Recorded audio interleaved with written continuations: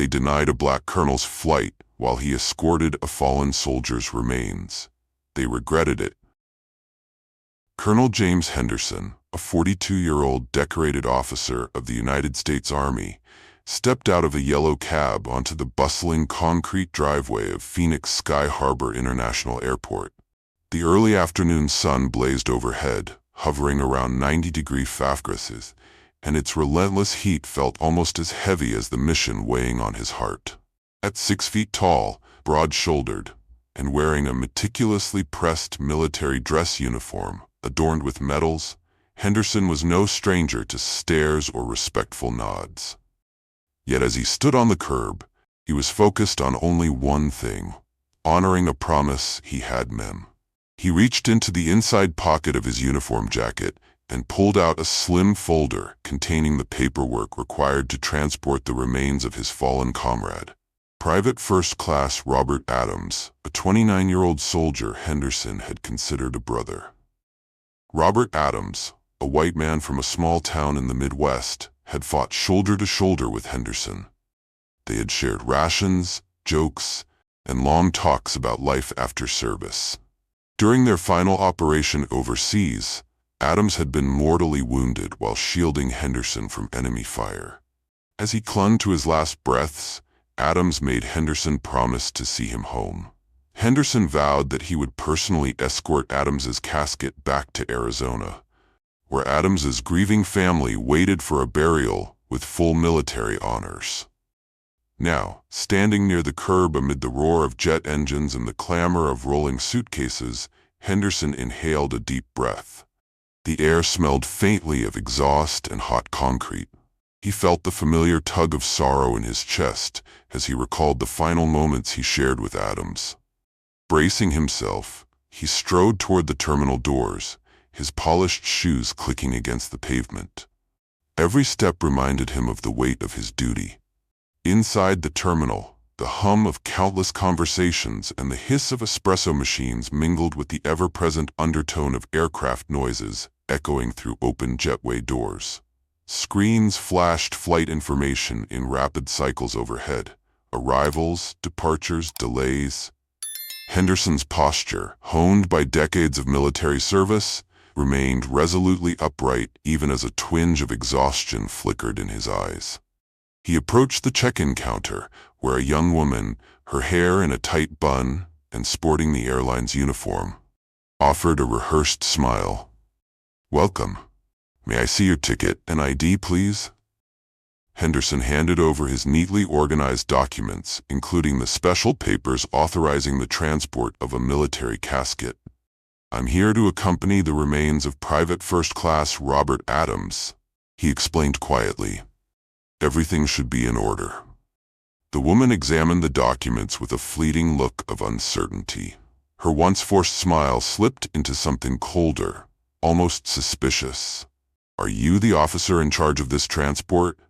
"Yes," Henderson replied, his tone controlled and polite. Unfortunately, he had encountered this brand of doubt before. Despite his rank, numerous commendations, and decades of service, some people hesitated to accept that he, a black man, could be the commanding officer of such a solemn mission. The woman pursed her lips, handed the documents back, and slid them slightly across the counter. "One moment, sir," she said, turning toward a coworker and whispering in hushed tones. Henderson couldn't make out the exact words, but the sideways glances and uneasy expressions were all too familiar. A chill of anger coiled in his stomach, but he forced himself to stand stoically, hands clasped behind his back. He reminded himself that his priority was to reunite Private Adams's family with their son, no matter what hurdles stood in his way. Several minutes elapsed, minutes that felt like hours. Travelers moved around him in constant motion, some hurrying to flights, some dragging tired children, others browsing duty-free shops. Finally, a middle-aged man with a stern expression approached. The name tag on his uniform read Wilson. His stance radiated authority, if not outright hostility. "Colonel Henderson?" Wilson asked, glancing from the paperwork in Henderson's hand to the uniform on his chest. We just need to verify a few details. May I see your ID once more? Henderson complied, handing over his military ID. Wilson scrutinized it as though it were a suspect document. Seconds stretched like minutes. Finally, Wilson returned the ID with a non-committal grunt. Okay, everything looks legitimate, but I'm going to call airport security, just as a precaution. Security? Henderson questioned, keeping his tone even. He could guess what was coming. Policy, Wilson replied, forcing a thin smile. We have to follow protocol for any unusual cargo, especially military transports. Henderson suppressed a flash of frustration. I understand, he said, though in truth he knew this was more about suspicion than any honest adherence to guidelines. Within moments, 2 security officers arrived, a stocky older man with a shaved head and a younger, wiry officer with alert, scrutinizing eyes. What seems to be the issue? The older officer demanded, crossing his arms. Wilson pointed to Henderson. He's transporting a military casket, says he's a colonel. We just want everything checked out. The older officer regarded Henderson with a stony stare. Colonel, huh? Mind if I see your paperwork? Henderson handed over the papers once again. His calm wavered slightly as the officer casually flipped through them, nodding without much expression. Looks official, the officer admitted, but we're gonna need you to step aside for secondary screening. Follow us, please. Henderson inhaled slowly. He knew protesting would only prolong the confrontation, so he agreed with a curt nod. All right, he said. They guided him through the airport, past travelers bustling about, most oblivious to the tension swirling around Henderson and the officers. After navigating a maze of corridors, they reached a cramped room with stark fluorescent lighting, a metal table, and a sour-smelling trash bin in the corner. One officer motioned for Henderson to set his belongings on the table. Remove your medals and place them here, the younger officer commanded. Henderson complied, gingerly unclipping the symbols of his decades of service. He set them beside a neatly folded American flag, meant for Private Adams's funeral. The same flag Adams's mother would hold to her heart when she received it in her son's honor. The security officers patted him down systematically, their touch impersonal and almost mechanical. They ran their hands over every seam of Henderson's uniform, double-checking pockets, even shaking out the folded flag. Though he had endured more invasive conditions in combat zones, the blatant mistrust pricked his pride. At last, the older officer gave him a nod. You're free to go, Colonel. Everything checks out. Henderson reattached his medals, taking extra care to position each one correctly on his uniform's chest. His hands trembled slightly, not with fear, but with the suppressed anger of a man who had given everything for his country only to be treated with suspicion. Neither officer apologized, and Henderson knew better than to expect any contrition. He exited into the main concourse, blinking against the sudden brightness. The overhead monitors displaying flight statuses drew his attention. In bold red letters, he saw the word that sent a jolt through his gut. Delayed. He could practically feel time slipping through his fingers. Adams's family was waiting, their heartbreak undoubtedly compounded by the uncertainty of each passing hour. Henderson found a quiet seat near his departure gate, setting his carry-on bag at his feet. He glanced up at a digital clock overhead. Still plenty of time before the newly projected departure, but that was little comfort. Every additional minute in this airport felt like a small betrayal of his promise. He took out a small metal dog tag from his pocket. Engraved on its surface was Adams, Robert, PFC. The sight triggered a rush of memories. The two men huddled together in a humid Middle Eastern bunker, exchanging stories about their families, their hopes, and their dreams for the future. Henderson recalled one night in particular when Adams had talked excitedly about a plan to open his own auto repair shop back home. He had wanted Henderson to be a partner, joking that Henderson could be the face of the business while Adams did all the grunt work. Henderson felt a tightness in his chest. Those plans would never come to pass. Colonel Henderson? The gruff voice yanked him out of his memories. He looked up to see the same two security guards from earlier. The older one jerked his thumb over his shoulder. "We need to see you again." Henderson stood, slipping the dog tag back into his pocket. "Now? What's the problem?" "Just more questions, Colonel. Follow us." There was no courtesy in his tone, no hint of respect. Acquiescing, Henderson nodded. Every muscle in his body tensed, but he refused to show these men his frustration. He followed them down a narrow corridor to yet another small room, the overhead lights flickering in a dull hum. "Hands on the table," the younger officer snapped. Henderson complied. The pat-down was more intrusive this time, with the officers running their fingers along each metal on his chest, as though suspecting one might be hollowed out for contraband. The older officer pressed close, his breath harsh on Henderson's ear. "Think you're above the rules just because you're wearing some shiny metals," he muttered. Henderson's jaw tightened. "No, sir." The younger officer seized a moment to twist one of Henderson's medals between his fingers, sneering. "Is this real, or just for show?" For a second, Henderson felt anger surge like a tidal wave. But a sharp rap on the door interrupted the tension before he could speak.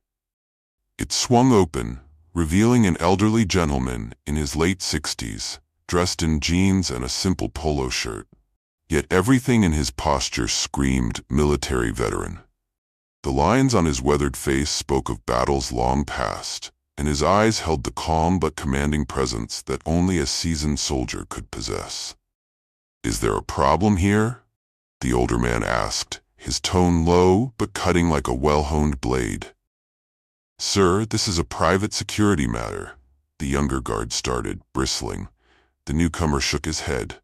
"I've known Colonel Henderson for years," he lied smoothly, though Henderson realized it was a necessary bluff. "Served in the same division overseas.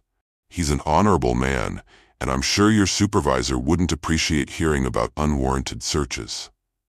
He turned a stern gaze on the officers, who backed off reluctantly. In the charged silence, Henderson retrieved his uniform jacket from the table and slipped it on again. The older man gave a curt nod. "All right, Colonel, you're free to go." Henderson paused, locking eyes with the officer before turning to the veteran, who ushered him out with a firm hand on his shoulder. The two left the cramped room, stepping back into the swirl of the busy airport terminal. "Thank you," Henderson said quietly, feeling a rush of gratitude. The veteran, who introduced himself as George Marshall, a Vietnam-era Marine, nodded once. "Don't mention it. People forget too easily what sacrifice looks like. I saw those medals, recognized who you are and what you stand for." Henderson's voice caught in his throat. "Thanks, Mr. Marshall. I appreciate you stepping in."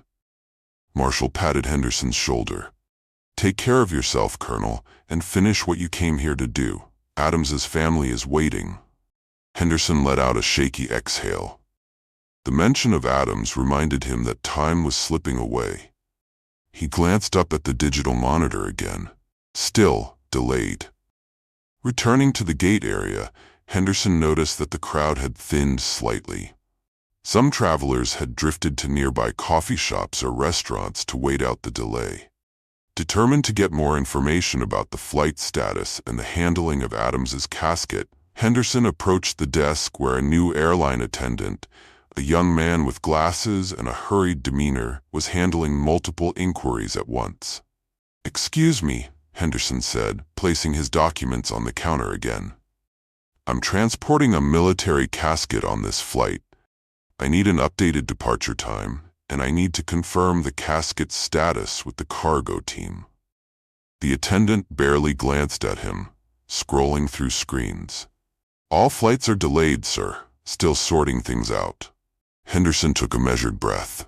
"I understand flights are delayed, but a military funeral is on hold until I arrive with PFC Adams. Can you please check with cargo?" The attendant nodded dismissively. "Give me a minute," he muttered. After a painfully long wait, he scribbled a phone number on a scrap of paper and handed it over. "Here, call him yourself if it's that urgent." Henderson thanked him curtly, though the lack of empathy stung. He moved to a nearby phone kiosk and dialed the number. After a few rings, a gruff voice answered, "Cargo Services. This is Colonel James Henderson.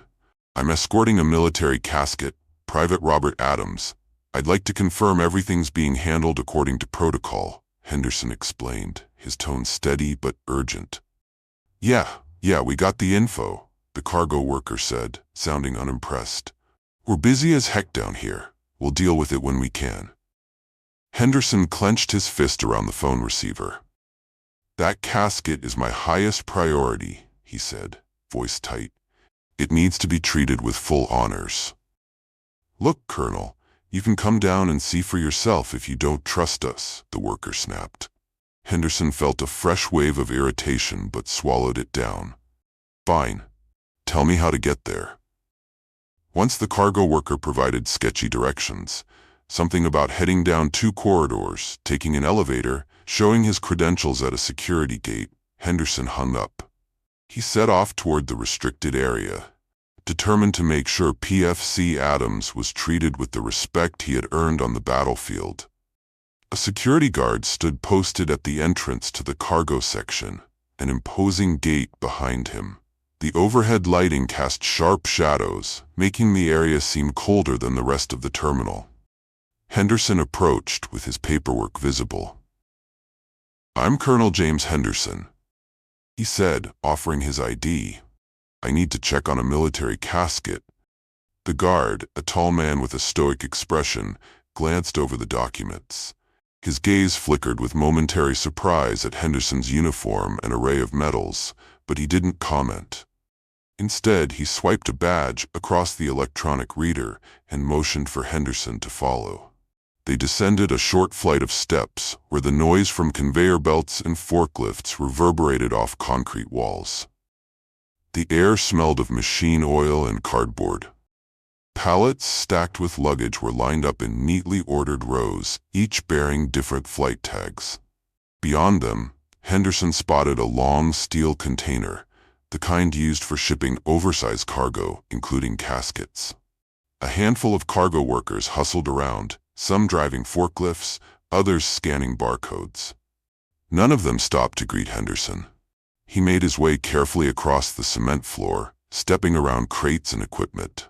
At last, he found the section designated for special transports. There, resting on a wheeled platform, was a flag-draped casket. Even from a few feet away, Henderson recognized the careful folds of the American flag, the same symbol he had fought under for so many years. He came to a halt beside the casket, his throat tightening. This was Private Robert Adams's final journey. Slowly, he reached out and brushed the fabric. "We're almost home, Rob," he whispered.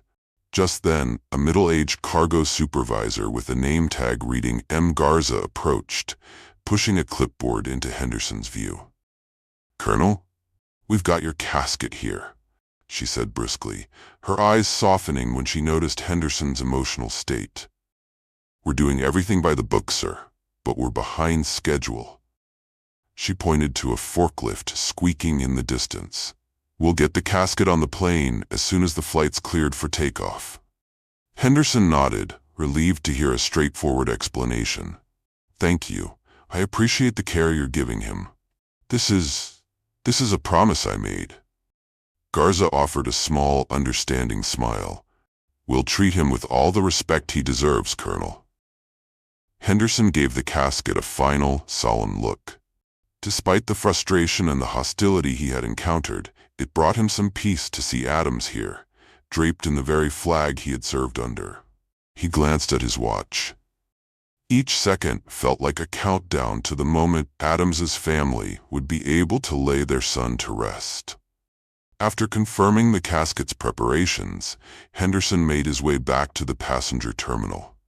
The walk felt longer this time, the echoes of machinery and the sight of worn luggage carts reminding him of the layers of bureaucracy he had already waded through. Yet his resolve was intact. Stepping through the security doors again, he caught a glimpse of the departure board. Flight 723 to Denver, delayed. No estimate given. From Denver, he had a connecting flight to reach Adams's hometown. Time was slipping away, and the funeral service was looming.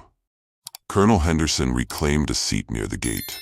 He noticed a family nearby, a mother, father, and 2 children, passing around a bag of snacks and looking anxious for their own flight. The older child, maybe 9 years old, stared curiously at Henderson's uniform and medals. Henderson offered a polite nod, but the boy averted his eyes, perhaps shy or uncertain. Leaning back against the hard plastic seat, Henderson pressed his lips together, trying to quiet the swirl of thoughts in his mind.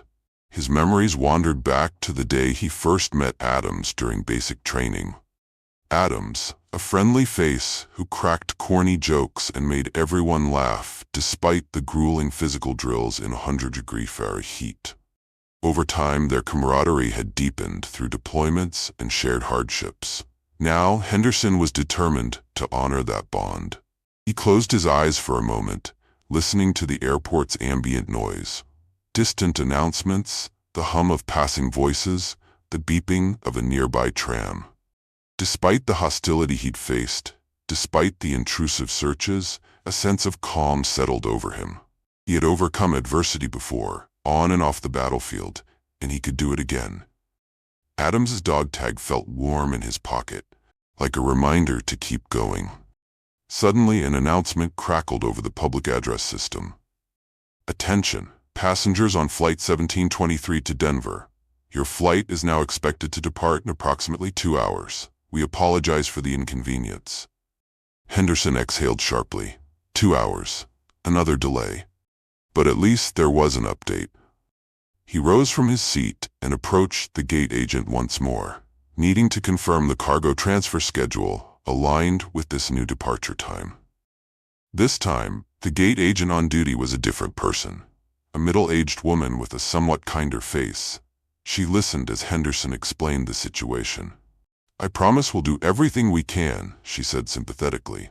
"I know how important this is, Colonel." Henderson's eyes reflected both gratitude and lingering concern. "Thank you," he managed. "I just need Private Adams to arrive safely and on time for the ceremony." She nodded, typing on her computer. "I'll make a note in the system to ensure the casket transfer is prioritized." With that small reassurance, Henderson stepped away from the counter, each breath feeling a bit heavier. He could handle the indignities and the delays. He had to. What mattered most was seeing Adams home. Hours stretched on, and the sun was sinking low in the desert sky, painting the terminal windows in shades of orange and purple. Henderson gazed out at the tarmac. Planes taxied in slow, deliberate lines, their engines roaring in the final approach to their gates. He glanced at his watch again, mentally calculating the time it would take to make his connection. He couldn't afford any more significant delays. A nearby TV, tuned to a 24-hour news channel, played footage of national events, occasionally flashing stories about heroic acts by service members. Henderson couldn't help but note the irony. The public celebrated soldiers in the abstract, but in person, like at this airport, he had felt the sting of prejudice. Though his uniform bore signs of his sacrifice, some chose only to see the color of his skin. He straightened his shoulders, remembering the encouraging words of George Marshall and the kindness of Miss Garza. Their gestures reminded him that not everyone looked at him with doubt. Many understood the true meaning of service and respect. That sentiment, as faint as it was, sustained him through these final hours of waiting. Eventually, the overhead speaker announced, "Flight 1723 to Denver is now boarding." A surge of relief coursed through Henderson, but he tempered it. Anything could still happen. He lined up with the other passengers, stepping forward when his boarding group was called. As he scanned his ticket, Henderson felt the weight of the folded letter in his pocket, a letter from Adams's mother thanking him for bringing her boy home. He tightened his grip on his briefcase, collecting himself. If all went as planned, he would deliver that letter to her personally, placing it beside Adams's casket at the service. The gate agent offered a polite nod. "Thank you for your service, Colonel," she said, scanning the boarding pass. Henderson simply returned the gesture, his voice caught in his throat. "Thank you," he managed at last. Stepping onto the plane, Henderson looked down the aisle at rows of passengers settling in.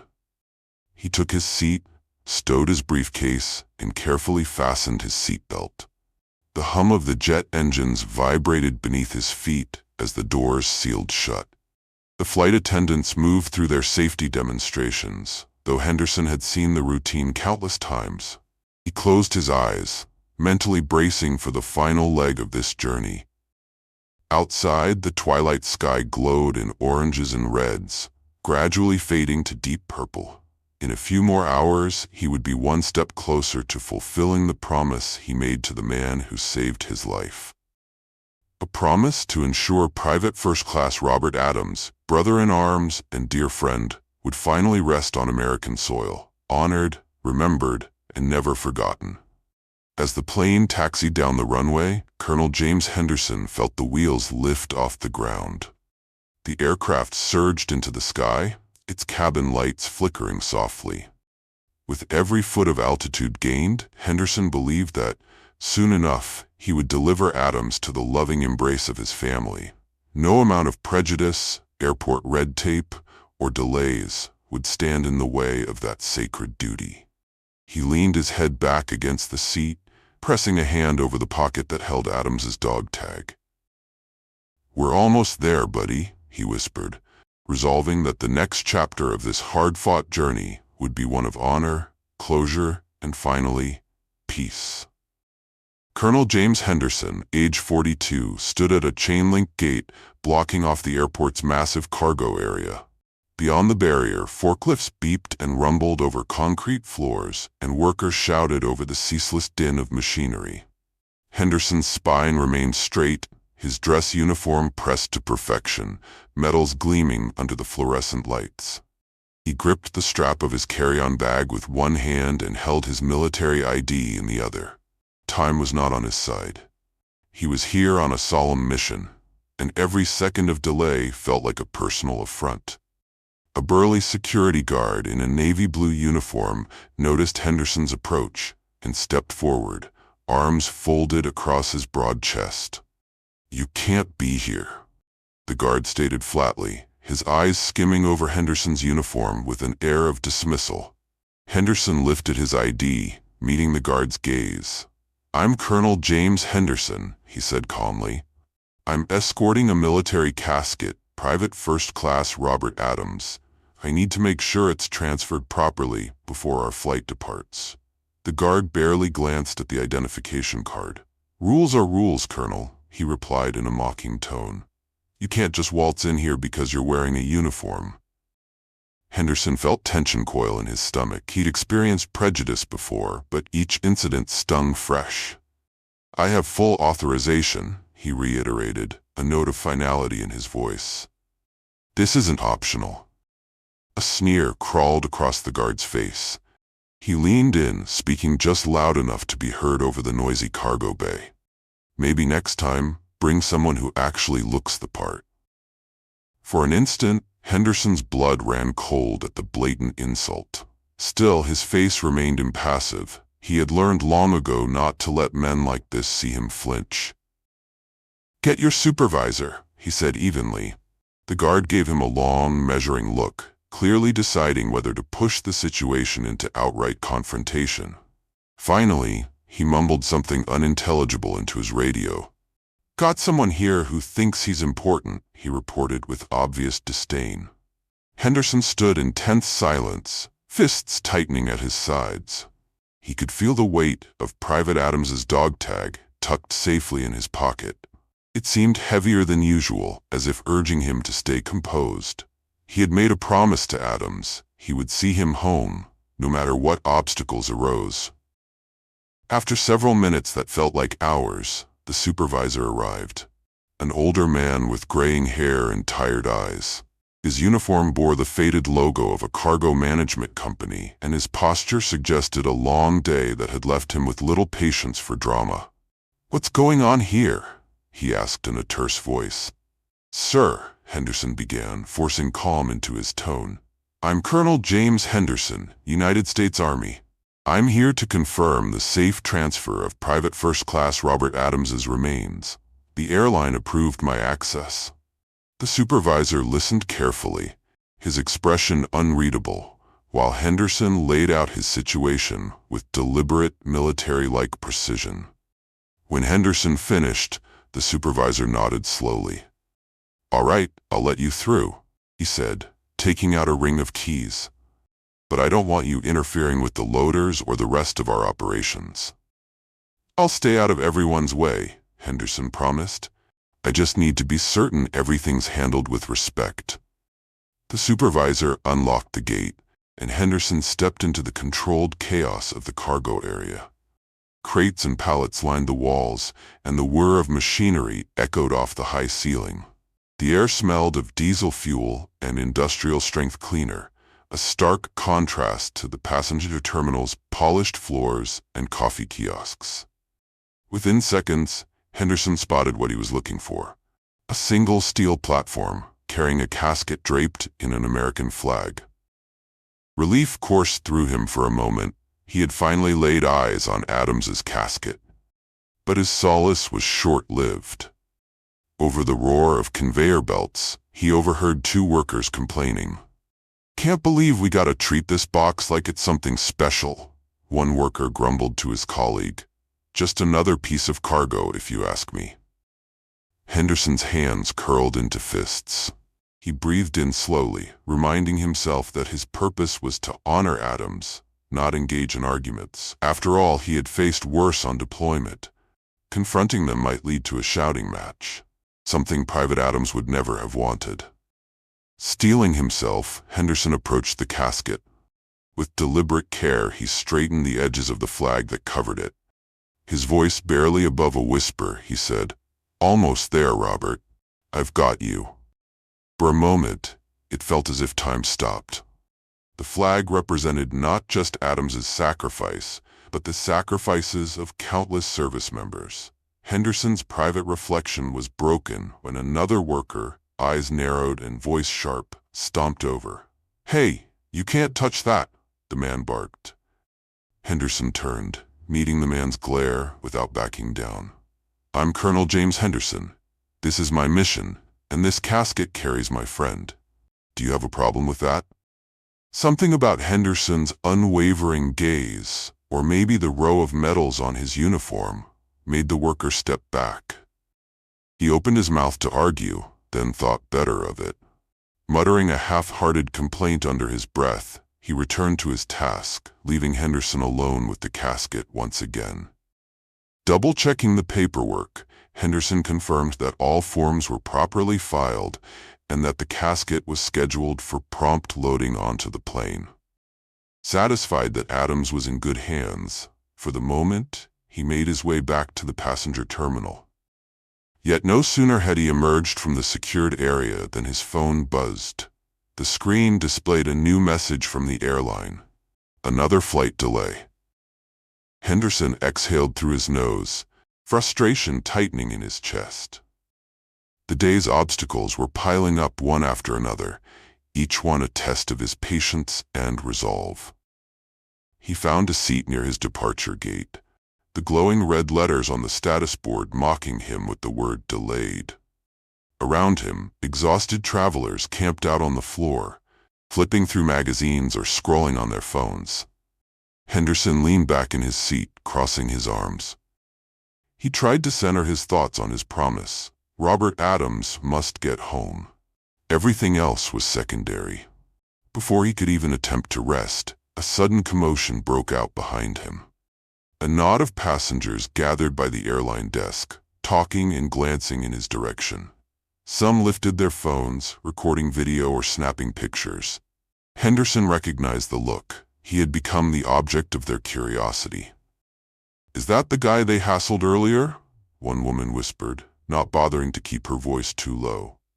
A colonel, right? They searched him like a criminal. Snippets of conversation floated through the air. I got it all on video, a man chimed in. They had no reason to treat him like that. They dragged him off in front of everyone, just for being a black officer? Henderson felt a swirl of conflicting emotions. Anger, weariness, embarrassment. He glanced at the cluster of travelers, many now watching him intently. A middle-aged man with a sleek tablet approached. "Sir, are you okay?" he asked, concern etching his features. "We saw what they did. That was wrong." "I'm fine," Henderson replied, his voice gruff but measured. "Thank you." Another passenger joined in, phone in hand. "Doesn't look fine to me. They treated you like some suspect instead of a soldier." Anxious to keep control of the narrative, Henderson lowered his gaze. Crowds, especially those armed with social media, could turn complicated situations into flashpoints. "I appreciate your concern, but I'm all right." However, the bystanders weren't satisfied. Outraged murmurs passed between them, cameras still rolling. One onlooker mused loudly, "If they can do that to a decorated colonel, what chance do the rest of us have?" Their frustration became contagious, and Henderson realized how quickly things could escalate. He silently willed them to disperse, but within minutes, social media began to explode with footage of his earlier confrontation. Hashtags like #RespectOurHeroes and Justice for Colonel Henderson lit up on screens around the airport. Travelers scrolled their feeds, showing videos of the incident to one another, each replay amplifying the sense of injustice. Reporters soon materialized at the gate, microphone booms and cameras in tow. They cornered Henderson, peppering him with questions that crackled in the charged air. "Colonel Henderson, do you have any comment on the security's treatment of you? Do you believe this is a clear example of racial discrimination against black servicemen? What message do you think this sends to other military personnel of color?" Henderson's jaw tensed. He'd been trained to keep his composure under far more threatening circumstances, but the glare of camera lights and the barrage of pointed questions felt suffocating in its own way. "I have no comment," he said firmly, folding his arms over his chest. "Colonel, please," pressed one reporter, holding a microphone dangerously close to Henderson's face. "The public wants to hear what you have to say." Another journalist, a woman with a determined expression, asked, "How do you feel, knowing you were treated this way while you're transporting the remains of a fallen brother in arms?" That question cut deeper than any other. Henderson's grip tightened around Adams's dog tag in his pocket. The memory of Robert's laughter, his bravery, and the final promise Henderson had made rose in his mind. He swallowed hard, forcing his emotion down. "No comment," he repeated quietly. Despite his silence, the story was running wild online. Within hours, the footage went viral, the hashtags climbing the trending lists. Comments poured in from every corner of the country, some condemning the airport, others questioning the deeper roots of prejudice. Outside the terminal, a crowd of protesters gathered, waving signs that read, "Honor our soldiers," and "Equal treatment for all." Their chants reverberated through the glass walls, echoing in the cavernous waiting area.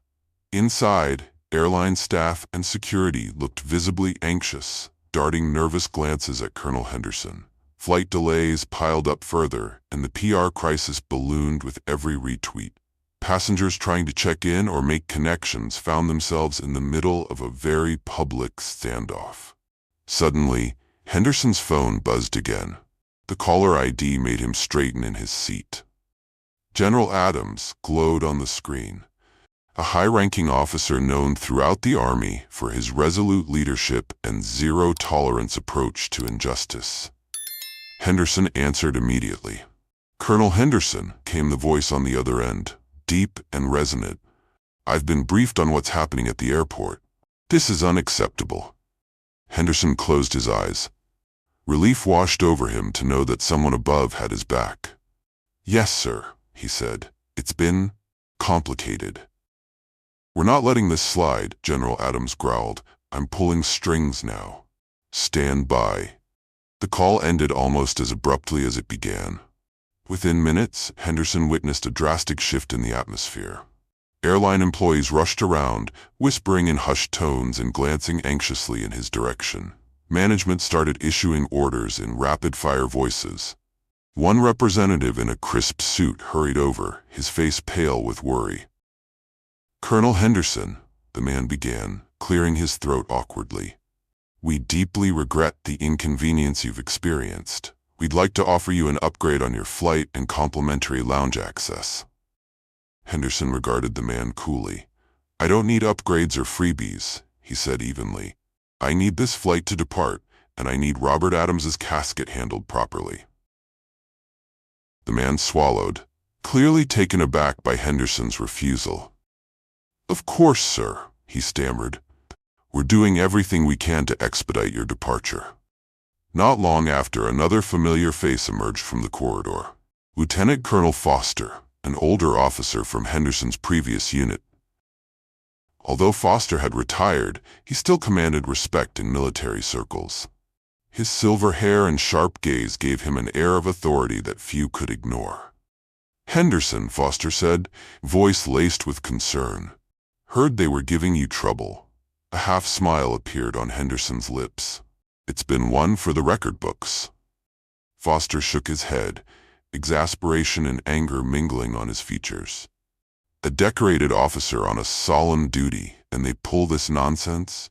He turned on his heel toward a cluster of airline employees lingering nearby. "You have no idea who you're messing with," he said, his voice booming. They scattered, muttering apologies. Next, Foster took out his phone, firing off several calls. Henderson could guess whom Foster was contacting. Senior officials, maybe a couple of generals who owed him favors.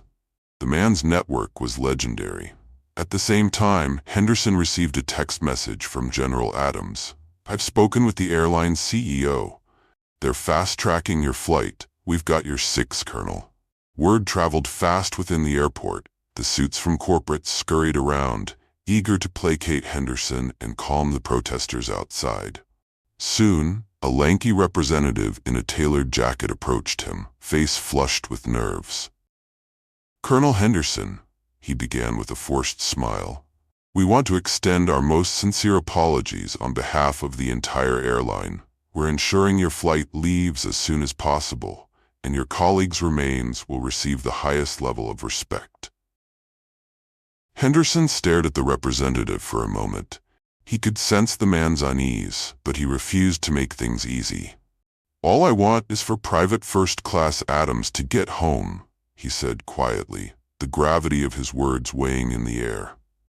The representative nodded hastily. "Of course, our team is prioritizing the final checks right now." Outside, the chants continued, "Respect our soldiers," but inside, there was a new energy of urgency. Staff walked the corridors with quick steps and lowered voices, mindful that the slightest wrong move could spark even more outrage. Henderson finally allowed himself a moment to breathe. He checked his watch. If the airline's promises were true, he would be boarding soon, and Robert Adams's casket would be placed carefully onto the plane. In the end, that was all that mattered to him. Keeping his promise to a brother in arms who had given everything on the battlefield. Though exhaustion weighed on him, Henderson sat upright, posture unyielding. He could handle the swirl of social media backlash, the bright lights of reporters' cameras, even the sting of discrimination. Every second, he reminded himself why he was here. To give Robert Adams the dignity and honor he deserved. And no matter how many times the flight got delayed, no matter how many doubters sneered at his uniform, Colonel James Henderson would not rest until his mission was complete. He owed that much to Private Adams, and to every service member who had ever been underestimated or disrespected simply for doing their duty. Soon, one of the gate agents called his name. Henderson rose, squared his shoulders, and walked resolutely toward the boarding door. He pictured Robert's dog tag in his pocket, reminded of the promise he had made on foreign soil. No matter the obstacles, no matter the prejudice, he would fulfill it. As he made his way down the jet bridge, Henderson felt the eyes of onlookers upon him, cameras still rolling, curiosity and admiration swirling in equal measure. A murmur passed through the crowd, some in awe, some still outraged, but many expressing gratitude. He heard a soft whisper behind him. "He's doing this for his friend. That's real honor right there."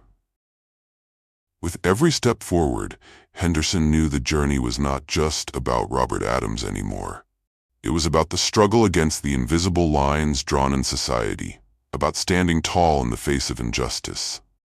And if his resolve helped illuminate a broader issue, one that demanded fairness and respect for all soldiers, then perhaps he could bring Robert home with an even deeper sense of purpose. In the end, he reminded himself, one truth remains sacred. A promise made to a fallen comrade must be kept, and keep it he would, no matter how many gates, guards, or battles he had to face on American soil, to make sure Private First Class Robert Adams found the peace he had earned. Colonel James Henderson, age 42, stood near the airline representative, his uniform still immaculate despite the long hours and the countless confrontations he'd endured. When the representative exhaled in relief, realizing Henderson wasn't going to push the confrontation further, Henderson offered only a curt nod. He wasn't interested in apologies. He was interested in action. "Of course, Colonel," the representative said, voice faltering slightly. "The flight crew is on standby, and we'll make sure everything goes smoothly from here on out." Henderson said nothing more. He turned to see Lieutenant Colonel Foster, his old comrade, standing a few steps away, watching the exchange with keen eyes. Foster's expression softened slightly. "They're scrambling now, but you made your point, James. And you've got folks all over the country watching your back." A faint smile touched Henderson's lips. "I never asked for any of this. Just wanted to bring Robert home." Foster rested a hand on Henderson's shoulder. "Sometimes, the right battles choose us."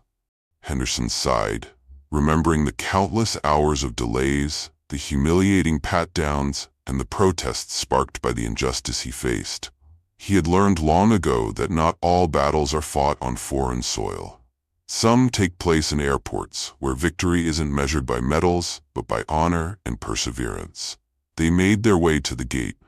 Through the tall airport windows, Henderson glimpsed the ongoing protests outside, a crowd waving signs, chanting for accountability, demanding respect for all who serve. He paused momentarily, feeling a mixture of gratitude for their support and sorrow that this kind of fight was even necessary. At the boarding door, the gate agent offered a nervous but polite smile. "Your flight is ready when you are, Colonel Henderson." Henderson nodded. "Let's get moving." With Foster walking beside him and the promise he'd made to Robert Adams fueling his every step, Henderson boarded the aircraft. The plane touched down in Robert's hometown just as morning light broke across the sky. Streaks of soft orange and pink shimmered on the horizon, and Henderson stared out the window, his exhaustion evident yet kept in careful check by years of military discipline.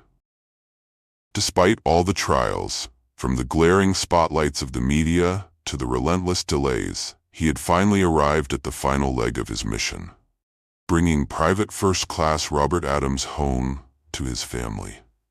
The moment the airplane came to a stop, the crew carefully unloaded the flag-draped casket and transferred it to a waiting military vehicle. Henderson stepped onto the tarmac, his posture upright, but his eyes revealing the toll of the journey. He approached the casket, smoothing a hand over the American flag with deliberate care. "We're here, Robert," he murmured, voice low enough that only the dawn breeze could hear him. "We made it." At the entrance to the small-town cemetery, Robert's family stood waiting, his mother, father, siblings, and a few close relatives. Their faces were etched with sorrow, but also with profound gratitude. Mrs. Adams clutched a worn photograph of Robert in his uniform, her trembling hands a testament to the heartbreak of a mother who'd lost her child. Robert's father, a gray-haired man whose posture hinted at both pride and mourning, approached Henderson first. Offering a handshake that trembled with emotion, he said, "Colonel Henderson, thank you for bringing our son home." Henderson returned the handshake, his own grip firm but gentle. "It was an honor, sir. Robert was my brother in arms." Mrs. Adams stepped forward, tears tracing paths down her cheeks. "He always spoke about you," she whispered. "Said that if anything happened, you'd be the one to bring him back." Henderson's throat tightened. "I promised him, ma'am. And I don't break my promises." The family nodded, somber and appreciative. They led him to the funeral procession, which moved slowly toward a quiet burial plot flanked by rows of American flags. Members of the Military Honor Guard dressed in crisp uniforms stood at attention. Their rifles gleamed in the morning sun, ready for the ceremonial salute. Locals had gathered as well, many holding small flags or placing their hands over their hearts. News of Henderson's mission and the difficulties he'd encountered had spread through the town, and people came out not just to honor Robert, but also to support the colonel who had fought so hard to bring him home. A lone bugler stood near a small cluster of trees, playing taps with a plaintive sorrow that reverberated across the headstones. The mournful notes hung in the air, a final farewell to a soldier who had given his all. Henderson took his place beside the casket. His salute was crisp, every muscle in his body taut with emotion. This ceremony was personal, not just another military funeral, but the concluding chapter of a sacred vow he had made to a friend. When the casket lowered into the earth, Henderson continued to stand at attention. He could practically feel the weight of his promise settling inside him, heavy but resolved. He had done what he set out to do, and now came the hardest part of all, letting go. As the service came to an end, Henderson stepped forward to deliver a brief message. His voice was quiet, but carried conviction born from shared hardships and unwavering loyalty.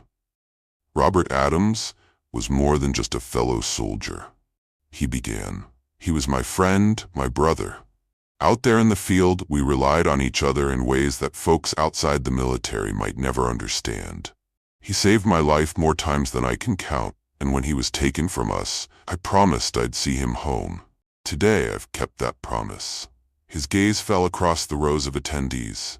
Robert didn't judge by the color of a person's skin. He judged by the courage in a person's heart. On the battlefield, that's the only thing that matters, and it should be that way everywhere. For a long moment, the only sound was the breeze rustling through the cemetery's stately oaks. Henderson lowered his salute, stepping back to give the family space to place roses and small tributes atop the casket. Town residents came forward next, some offering handshakes, others patting Henderson on the shoulder. Many had heard of what happened at the airport, and outrage had spread through the community. "It's not right, Colonel," one older gentleman said, shaking his head in disapproval. "They shouldn't have treated you like that." A younger woman dabbed her eyes with a tissue. "You brought him home. Thank you for everything." Henderson's nod carried both solemnity and appreciation. He hadn't asked for admiration, but he could sense the genuine gratitude flowing from these townspeople. It bolstered his spirit in a way he hadn't expected. That evening, Robert's immediate family held a small gathering in their modest home. There, in a living room adorned with framed pictures of Robert, his childhood, his graduation, the day he shipped out, loved ones reminisced, swapping stories that conjured smiles and tears in equal measure. Henderson joined them, sipping sweet tea and sitting with Robert's mother on the sofa. Partway through the evening, she handed Henderson a folded piece of paper. "He wrote this for you before his last deployment. Told me to give it to you if something happened." Henderson unfolded the letter with trembling hands. The scrawled words hit him like a punch to the chest. James, if you're reading this, it means you kept your promise. Thank you for bringing me home, brother. I'll see you on the other side. Robert. Henderson swallowed hard, his eyes stinging with unshed tears. He folded the letter gently and tucked it into his pocket beside Robert's dog tag. Thank you, he managed to whisper to Mrs. Adams. I'll treasure this, always. She placed a hand over his. We're the ones who are grateful, Colonel. Later that night, after the gathering wound down, Henderson raised a quiet toast in memory of Robert. The lamp on the end table flickered warmly, illuminating the faces of those who loved Robert most. Though Henderson had endured scorn and injustice, he had ultimately fulfilled his mission, and in doing so, found a measure of peace he hadn't realized he needed. Dawn's first rays crept through the window of the small guest room where Henderson stayed. He awakened, still dressed in a simple t-shirt and sweatpants, and sat on the edge of the bed. The events of the past days swirled in his mind, everything from the anger over how he'd been profiled at the airport to the relief of finally bringing Robert home. He couldn't dismiss the fact that his experience was part of something far larger. A culture that sometimes treated men like him with suspicion, even when they wore the nation's uniform. Lifting Robert's dog tag from the bedside table, Henderson let it dangle from his hand. The metal caught a sliver of sunlight, a subtle gleam that seemed to urge him forward. He realized that while the personal mission might be done, a broader one had only begun. Steeling himself, he rose. His phone, still set to vibrate, was lighting up with messages, some from media outlets, some from fellow service members, and more from activists who had taken up his story as a rallying cry. The video clips and hashtags were circulating nationwide, shining a bright spotlight on the incident at the airport.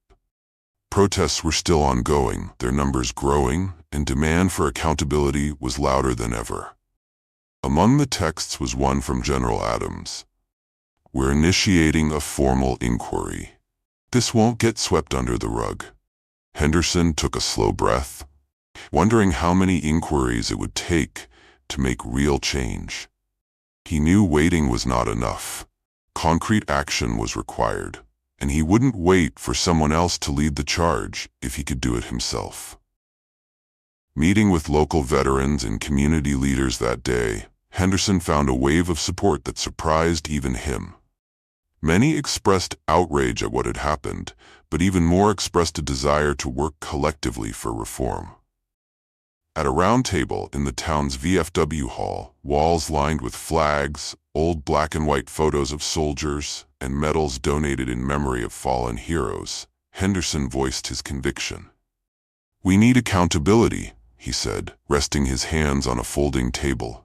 Not just from the airport, but from the entire system that allowed this kind of bias to flourish, whether it's in our airports or within our military ranks. A chorus of agreement rose from the others. A few older veterans told stories of their own experiences with prejudice when they returned from previous wars. Younger soldiers shared the silent hurdles they'd faced. The momentum grew, and soon, Henderson found himself at the center of a national conversation. Within weeks, the airport completed an internal investigation and placed several employees on administrative leave. Their head of security resigned, and the airline CEO released a public apology, promising a series of initiatives aimed at preventing incidents like Henderson's in the future. Skeptics labeled it damage control, but Henderson still saw it as a sign that someone was listening. Meanwhile, General Adams pushed forward with new military training programs designed to root out racial bias and restore faith in the chain of command. Henderson was invited to participate, to share his experiences and suggestions for improving the culture. Though he knew it wouldn't be easy, he felt a glimmer of hope that genuine progress could be made. One morning, back in his own mailbox, Henderson discovered a letter from Mrs. Adams. Her handwriting was careful and neat. Colonel Henderson, thank you for bringing our boy back to us and for standing up when others wouldn't. Robert would be so proud of you. Know that our entire family stands with you. Thank you from the bottom of our hearts. The Addams family. He read the letter twice, his heart filled with an ache that was equal parts sorrow and gratitude. Folding it gently, he placed it alongside Robert's dog tag, a reminder of the bond they shared, sealed by loyalty and sacrifice. Despite all he had endured, Henderson felt a quiet sense of resolution. Robert was home, laid to rest in the soil of the town that had raised him, and in the process of honoring one promise, Henderson had sparked an overdue reckoning. He knew his own journey wasn't finished. This was simply the next phase of service. Standing by his living room window, he gazed out at a brightening sky. A new day beckoned, full of fresh challenges and opportunities to advocate for those who still felt voiceless. He closed his hand around the dog tag, reminded of Robert's final message, "I'll see you on the other side." In that single line, Robert had entrusted him not just with his safe return, but also with carrying on the fight for what was right. Henderson inhaled deeply. "We're not done yet, brother," he said softly, looking into the distance. "Not by a long shot." And with that, he stepped forward, ready to face whatever awaited him. No longer just a soldier on a mission, but a man determined to turn hardship into change, ensuring that every soldier's sacrifice was met with the dignity and respect they deserved. Thank you for reading this story. If you found value in it and want to see more, please hit that subscribe button. Stick around for our next video, where we'll explore another compelling tale. And while you're here, let us know in the comments. Where are you reading from? We'd love to hear your story. There's always more to discover, and we appreciate you being part of this journey.